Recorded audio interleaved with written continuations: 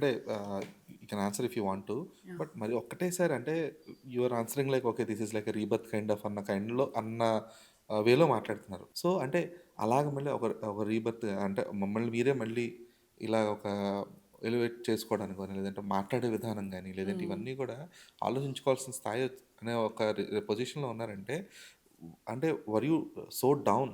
I was. Okay. ఒకటి ah, I really don't want to blame anybody. ఇప్పుడేదన్నా అయినా సరే నా చేతకానితనం అనుకుంటా, నేను చేయలేకపోయా అనుకుంటా తప్ప, ఎవరో ఏదో చేశారని నేనెప్పుడు ఎవరిని బ్లేమ్ చేయను.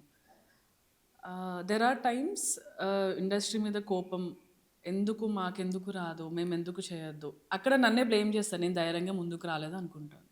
ఆ ప్రాసెస్‌లో నన్ను నేను చాలా తొక్కేసుకున్నాను. నన్ను నేను చాలా అండర్ ఎస్టిమేట్ చేసుకున్నాను. ఆ కాన్ఫిడెన్స్ లెవెల్స్ చాలా పోయింది నాకు. రోజు ఊరికే నా ఫ్రెండ్స్‌తో కూర్చున్నా గానీ, వాళ్ళు గూడా వద్దులే ఇంకా ఎందుకు మనకి సినిమాలు వద్దు అన్న వాళ్ళు గూడా ఉన్నారు.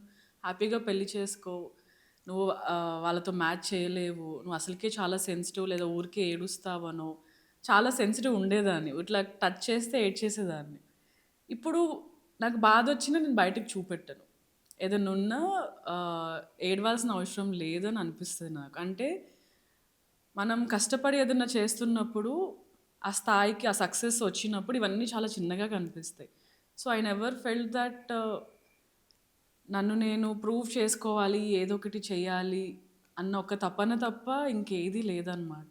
ఓకే. ద ఆప్ అన్ అక్కడే నేను చాలా, చాలా స్ట్రగుల్ అయ్యాను.